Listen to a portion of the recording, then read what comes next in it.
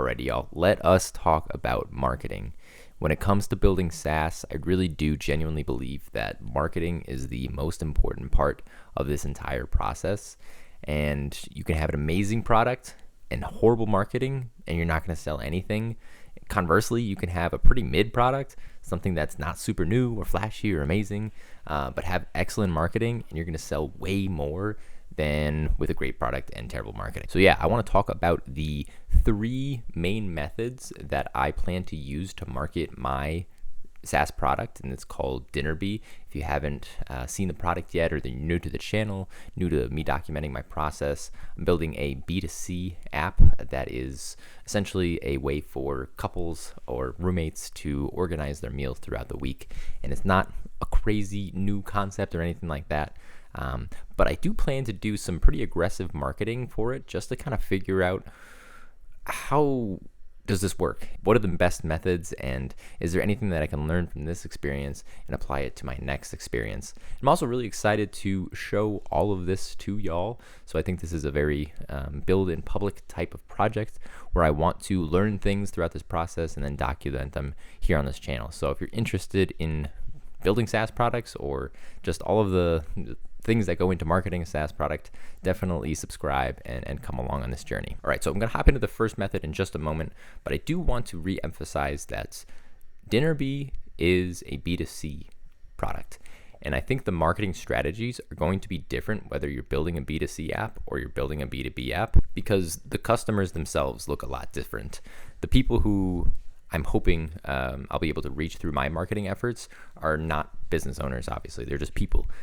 They're couples. They're people who with roommates who live with other people and just need a way to plan their meals throughout the week. And so my marketing efforts are going to be way different than it would be if I was building a B2B app and I was trying to sell it to business owners. So keep that in mind as I'm going through these strategies. But let's hop right into the first one. The first one, plain and simple, is just content.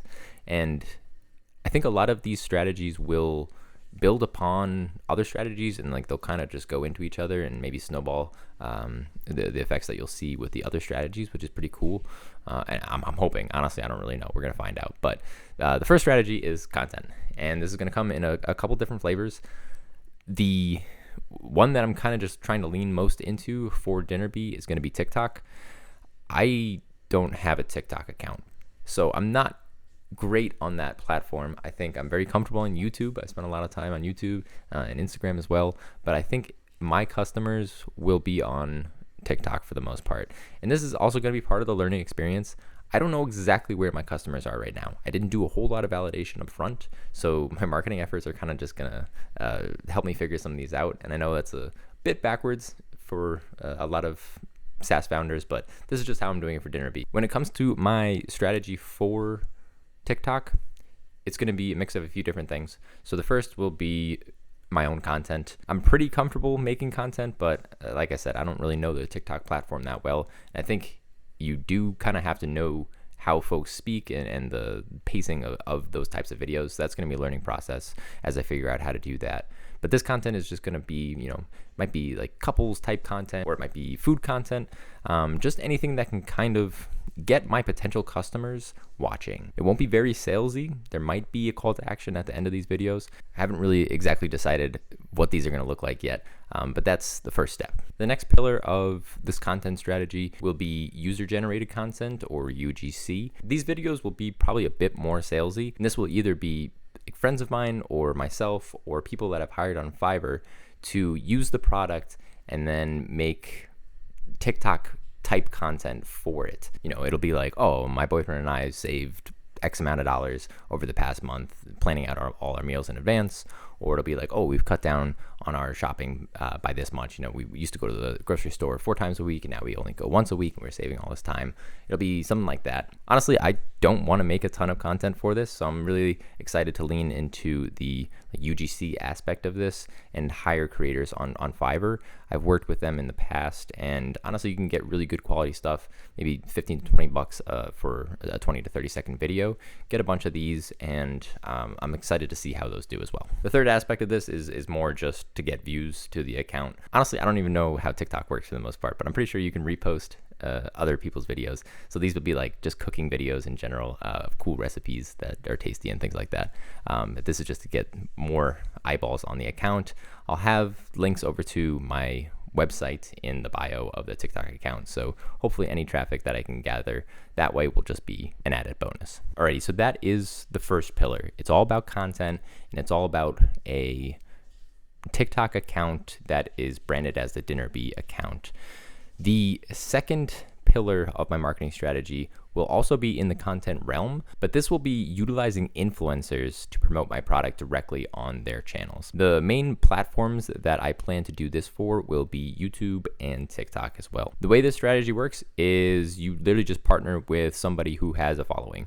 This will probably be a creator that has some type of following and does some type of content either in like a relationship niche or in a cooking niche. And I just plan to reach out to a bunch of these people and say like, hey, I have this product that I think your users would be interested in.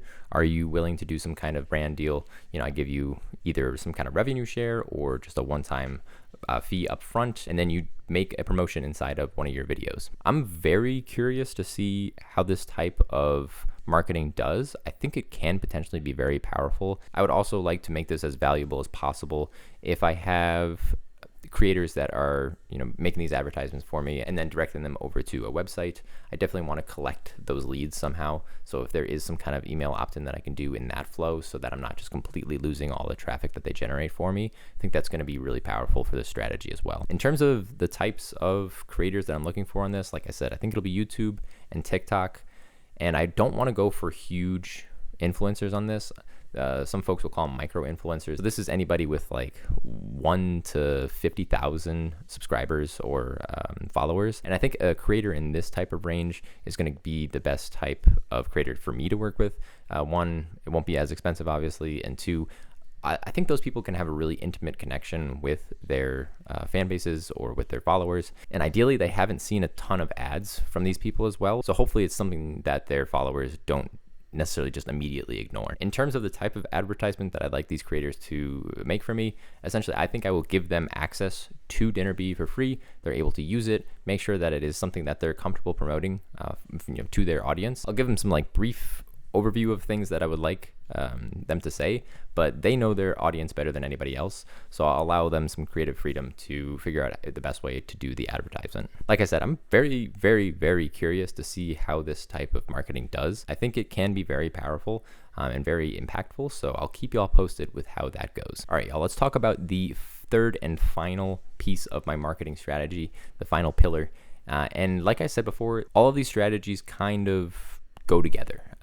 There is an aspect of overlap, and one piece can kind of fuel the fire for another piece of this marketing strategy. So the third strategy is paid advertising. And more specifically, it will be running retargeting ads based off of people who have already come to the Dinner Bee website. So before I do any type of marketing, before I have any people even land on the Dinner Bee website, there will be a Facebook pixel installed on the site. This will allow me to not lose touch with people who have come to the website and then left before purchasing. See, the first two parts of this marketing strategy are all about getting as many people to the Dinner Bee website and the landing page as possible.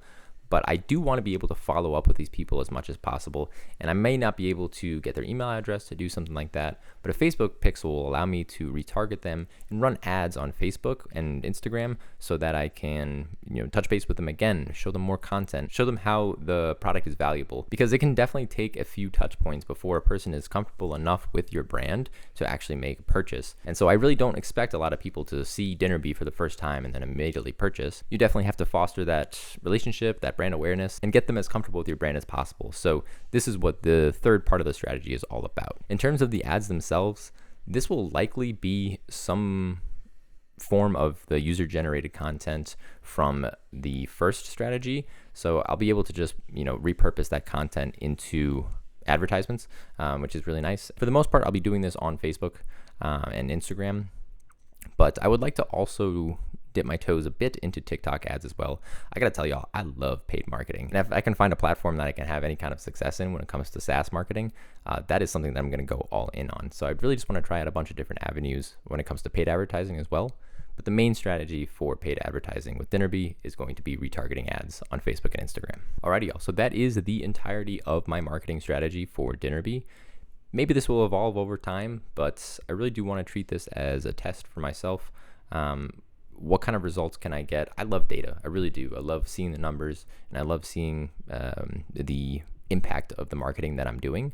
So I'll be reading into these numbers as much as possible to make informed decisions about avenues that make a lot more sense for Dinnerbee, and then avenues that make sense for future SaaS products down the line. This strategy is based off of marketing that I've done in the past. I've been running businesses mostly unsuccessfully for the past like 10 years or so, but in that time frame, I definitely have picked up a few things, and I'm curious to see how they translate into SaaS marketing, because that is an avenue that I've never gone down before.